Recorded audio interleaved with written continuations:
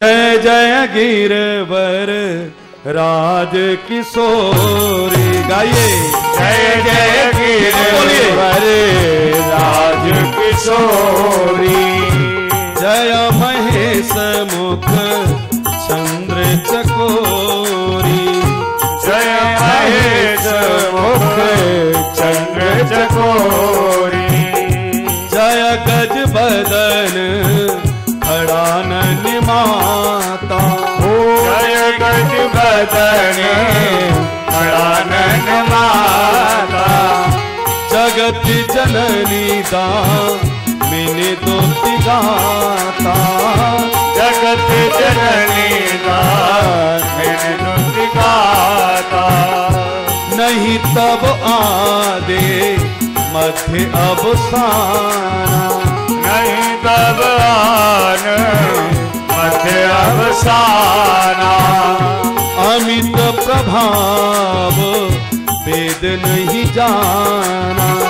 अमित प्रभाव वेद नहीं जाना। भव भव विभव पराभव कारिणी। भव भव विभव पराभव कारण। हे विश्व विमोहनी स्ववस विहारिण। विश्व विमोहनी विवस्वावन। जय जय गिरिवर राज किशोरी। अच्छा एक बात बताओ, सीता ने गौरी की स्तुति गाई या गौरी ने भी सीता की स्तुति गाई? क्या था? सीता जी ने गौरी की स्तुति की है। ये प्रत्यक्ष में भाव दर्शन होता है, लेकिन गूढ़ भाव ऐसा है कि जितनी स्तुति सीता ने की है उतनी ही गौरी ने भी की है सीता की, क्योंकि दोनों देवियां एक दूसरे से कोई कम नहीं है, दोनों ही महान हैं। इस प्रकार महाराज स्तुति करती हैं। अब भाव देखना आप। सीता जी कहती हैं कि जय जय गिरिवर राज किशोरी। तुम हिमालय की पुत्री हो। किशोरी माने बेटी। तुम हिमालय की पुत्री हो। तो गौरी कहने लगी कि मैं तो केवल हिमालय की पुत्री हूं और तुम? कि जय महेश मुख चंद्र चकोरे। तुम मेरे प्राणेश्वर जो भगवान शिव हैं, तो शिव के मुख में नाम रहता है रामचंद्र। तो जो शिव के मुख में रामचंद्र निवास करते हैं, तो जय महेश मुख चंद्र चकोरी। तुम उन राम की चकोरी हो, क्योंकि मेरे पति की चकोरी नहीं हो सकती, ऐसा तो गौरी नहीं कह सकती थी, इसलिए मुख शब्द का प्रयोग किया है। सीधे कह देती कि जय महेश शिव चंद्र चकोरी, तो शायद गलत हो जाता। इसीलिए गौरी कहती है कि जय महेश मुख। महेश माने शिव और मुख, उनके मुख में रामचंद्र रहते हैं, तो तुम उन चंद्र की चकोरी हो। आगे गौरी कहती है, सीता कहती है कि जय जग बदन जय गज बदन खड़ानन माता। तुम तो दो पुत्रों की माता हो, गजानन और खड़ानन की। तो गौरी कहती है मैं तो केवल दो पुत्रों की माता हूं, और आप जगत जननी दामिनी दुति गाता। आप तो पूरे संसार की माता हो। आपकी कांति, आपका तेज पूरे संसार में फैल रहा है। सीता ने कहा कि नहीं तब आदि मध्य अवसाना। तुम्हारा न आदि है, न मध्य है, न अंत है। तो गौरी कहती है मेरा तो आदि मध्य अंत नहीं, लेकिन तुम अमित प्रभाव वेद नहीं जाना। तुम्हारे प्रभाव को तो वेद भी नहीं जान सकता। सीता ने कहा कि भव भव विभव पराभव कारिणी। जो भव सागर में पड़े रहते हैं, वो आपके नाम का आश्रय लेकर के पार हो जाते हैं, आप सबका उद्धार करती हो। तो गौरी कहती है कि विश्व विमोहन स्ववस बिहार, आप तो ऐसी माया हो कि पूरे विश्व को मोहित रखती हो। इस प्रकार से एक दूसरे ने एक दूसरे की स्तुति की है। और गोस्वामी जी कहते हैं कि विनय प्रेमो बस भई भवानी, विनय प्रेम बस भई भवानी, हसी माले मूरत मुस्कानी, हसी माल मूरत मुस्कानी। जब साधक की साधना सफल होती है, पूजा चरम सीमा पर पहुंचती है, तो देव प्रतिमा अपने आप हंसने लगती है। और प्रतिमा जब हंसने लगे और अपने आप प्रतिमा के गले की माला टूट करके एक भी फूल अगर तुम्हारे पास में आ जाए, तो समझ लो कि तुम्हारे लिए उस देवी या देवता का आशीर्वाद प्राप्त हो गया। तो पूजा करने के समय जब दर्शन करते हो तो प्रतिमा को रोजाना देखा करो। अगर हंसती हुई दिखाई पड़ रही है तो कार्य सिद्ध होगा, अगर प्रतिमा उदास दिखाई पड़ रही है तो निश्चित मान करके चलो कि तेरे जीवन पर बहुत बड़ा संकट आने वाला है। तो खसी माल मूरत मुस्कान, सुन सिय सत्य शीस हमारी, पूजहि मन कामना तुम्हारी। नारद बचन सदा सुचि साचा, सोबर मिलहि जाहि मनोराचा। मनु जाहि राचे हो मिलहि, सोबर सहज सुंदर सांवरो। करुणा निधान सुजान शील, स्नेह जानत रावरो। ई भात गोरे आशीष सुन सिए, सहित ही हर सित अली। तुलसी भवानी पूज पुने पुने, मुदित मन मंदिर चली। मुदित मन मंदिर चली। जान गौर अनुकूल, सियहि हर सो न जाए कहे। मंजुल मंगल मूल, बाम अंग फर कन लगे। पूजा करके आई और इधर राम लक्ष्मण पहुंचे गुरुजी के पास, सारी बात बताई पुष्प वाटिका की। और जब प्रणाम किया तो गुरुजी ने आशीर्वाद दिया है कि सुफल मनोरथ हो ही तुम्हारे। राम लखन सुनी भये सुखारे। राम लखन सुनी भये। तुम दोनों का मनोरथ सफल हो, पूर्ण हो, ये मेरा वरदान है। प्रातःकाल हुआ और लेकर के राम लक्ष्मण को चले हैं। सतानंद जी महाराज लेने के लिए आए, पहुंचे हैं रंगभूमि में। रंगभूमि में सब मंचन ते मंच एक, सुंदर सुखद विशाल। होने समेत दो बंधु तह बैठा रे महिपाल। सब मंचों से एक सुंदर मंच ऊंचा, वहां पर विश्वामित्र जी के सहित राम लक्ष्मण को बिठाया। और सीता आई पूजन करने के लिए, धनुष का पूजन किया और धनुष से मांगने लगी है सीता कि सिया मांगे, हाँ सिया मांगे अवधि को राज, सरयू नहाने को। सिया मांगे है को राज, सरयू नहाने को।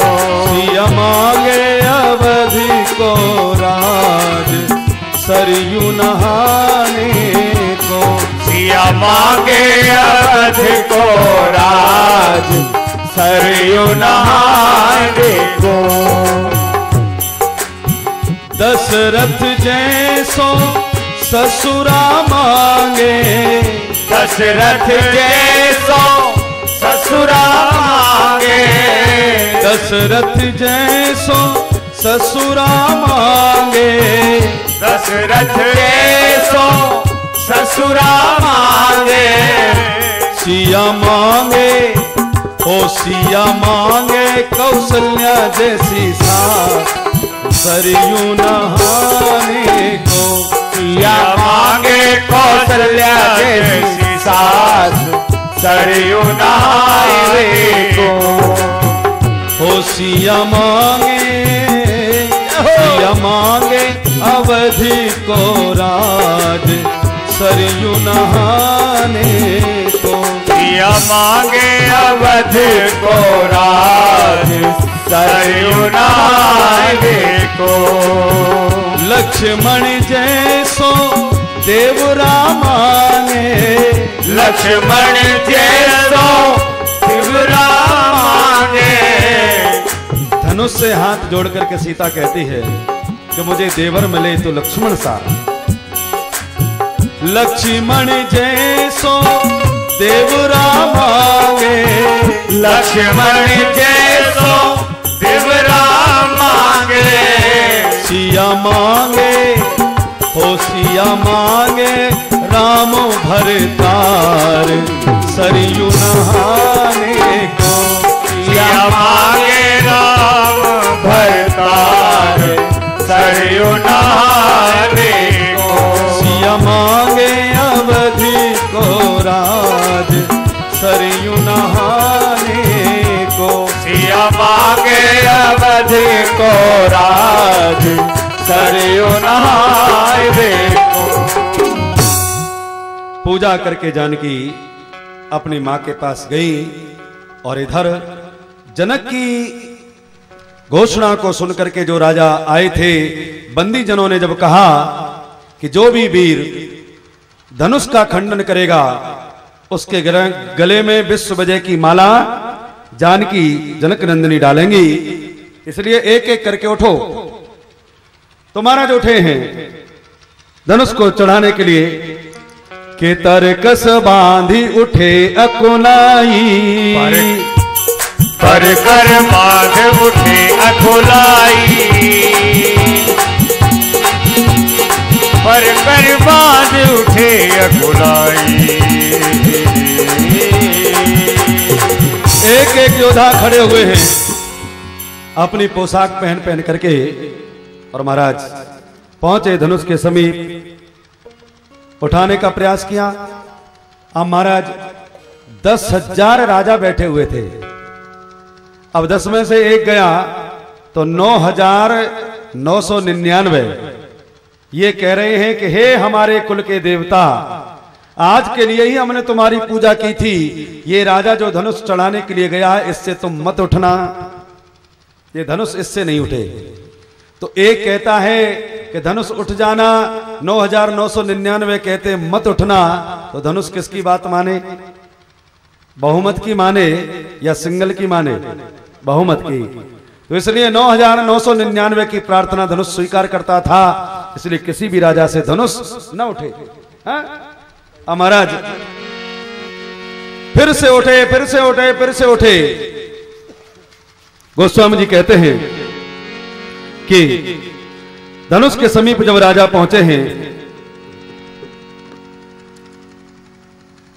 तो वहां जाकर के जब धनुष को छुआ है तो शिव का जो धनुष है वो क्या करता है कि तमकिता के तकी शिव धनु धरही उठई न जतन भात बहु करही बात बहु करही।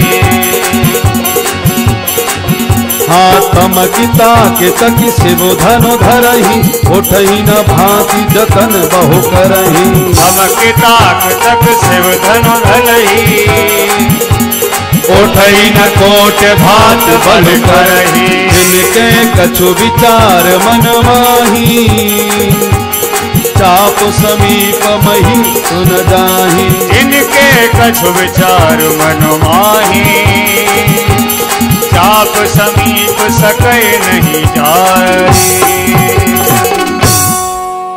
गए धनुष के पास, राजा धनुष को उठाते हैं तो क्या क्या होता है कि तमक ताक तक शिव धनु धरही।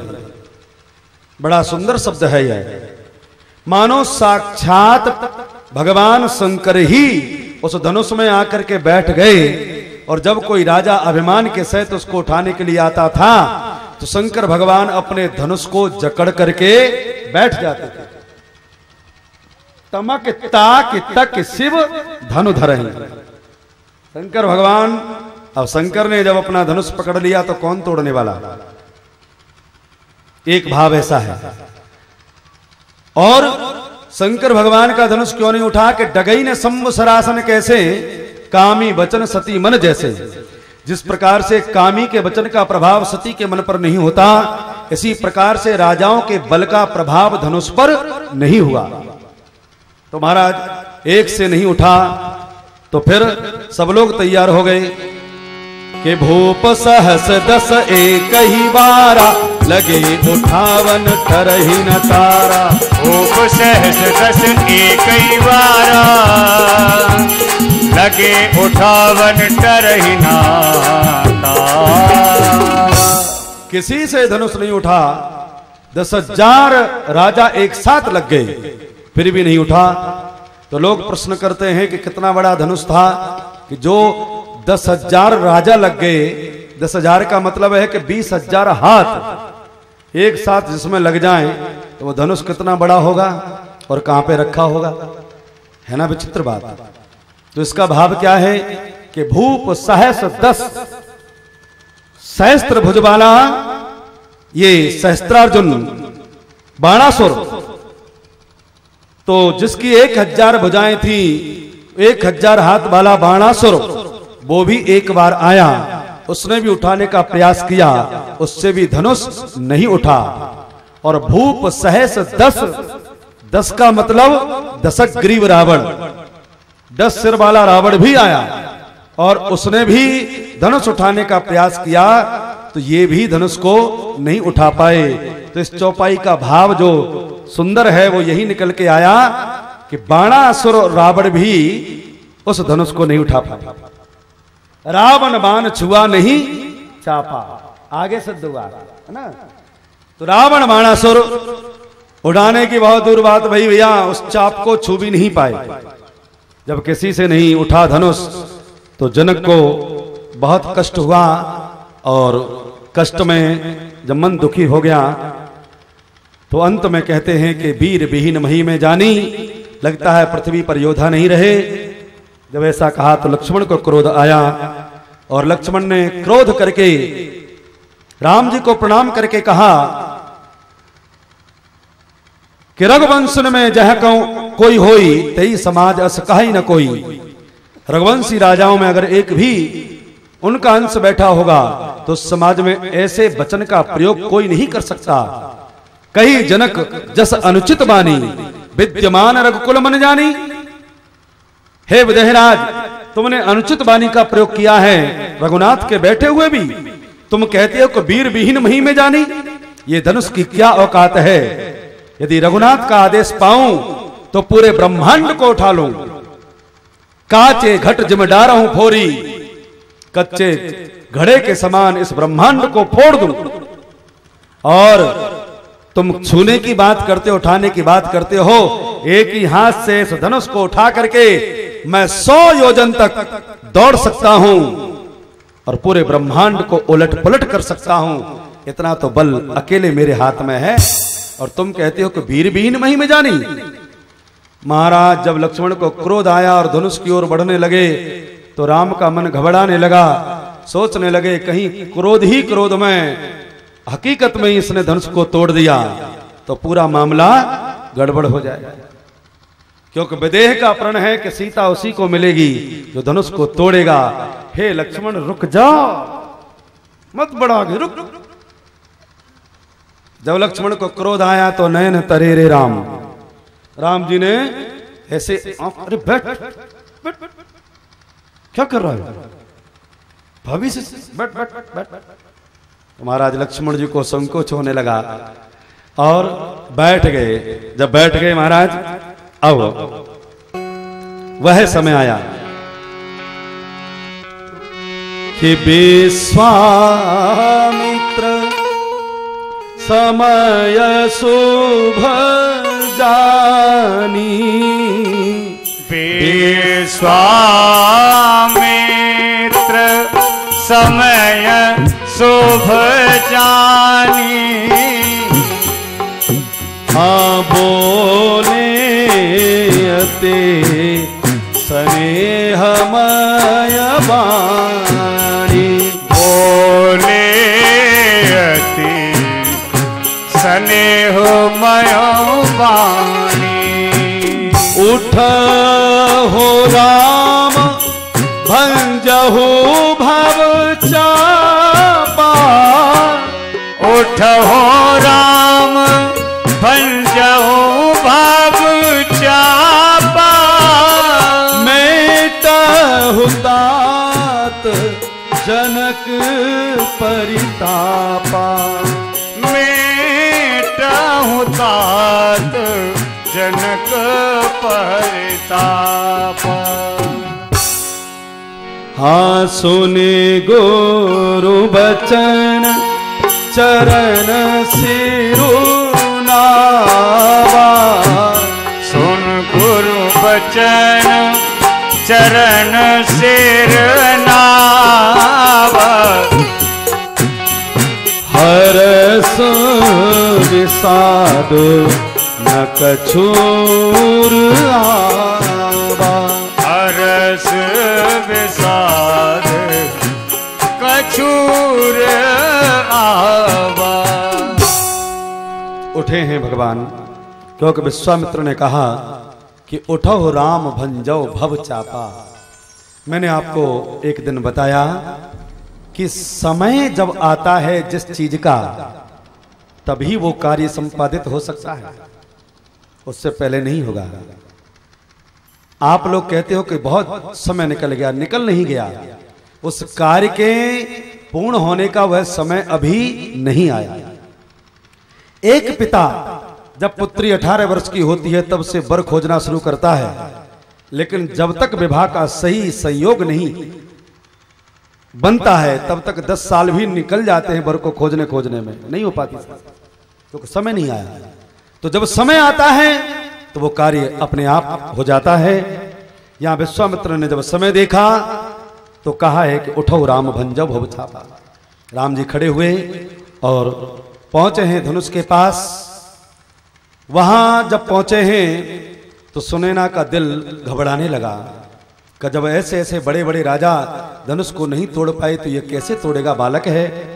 कोई महाराज को समझाए कि अपना प्रण छोड़ दें और सीता का विवाह इसके साथ में कर दें। तो एक चतुर सखी सुनैना को समझाती है कि देखो हाथी कितना बड़ा होता है, लेकिन हाथी को बस में करने के लिए एक छोटा सा अंकुश, तो छोटे से अंकुश से इतने बड़े हाथी को एक महावत काबू में कर लेता है। तो तुम छोटा मत समझो। सूर्य जब उदित होता है तो बाल सूर्य कहलाता है, लेकिन दोपहर में इतना दिव्य तेज करता है कि लोग घर के अंदर बंद हो जाते हैं कि घाम ज्यादा पड़ रही है, धूप ज्यादा है, कैसे जाएं। तो इसलिए देखने में छोटे हैं लेकिन इनका तेज पूर्ण है। जानकी भी मनी मन अपने सभी देवी देवताओं को मनाने लगी कि गणनायक वरदायक देवा आज लगे कीनी हूं तब सेवा। हे गणेश, गणेश खड़े हो गए। हाँ माता जी क्या कह रही हो? कितने मोदक के लड्डू खिलाए हैं कि बहुत खिलाए हैं? किस दिन के लिए खिलाए हैं? आज के लिए ही तो खिलाए थे। बोलो माता जी क्या करना है? करना क्या है कि बार बार विनती करती हूं कि हर करहो चाप गुरता अति थोरी।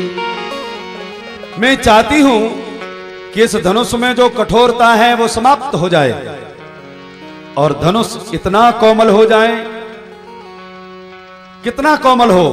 आप बोलते जाइए। गणेश जी पूछ रहे हैं खड़े खड़े, कितना कोमल कर दूं? कि बस इतना कोमल कर दो, इतना कोमल कर दो कि मेरे प्राणनाथ को जरा भी कष्ट न हो। वो केवल उंगली टच करें, छूने मात्र से धनुष टूट जाए। इतना कोमल कर दो। अब आप लोग कहते हो कि राम जी ने धनुष को तोड़ा। रे भैया, जब इतना कोमल हो गया कि छूने से ही टूट गया तो कहां राम जी ने तोड़ा? इसका मतलब धनुष को तो गणेश ने ही तोड़ दिया कि पूरा जितना उसकी कठोरता थी वो तो सब गणेश ने हर ली।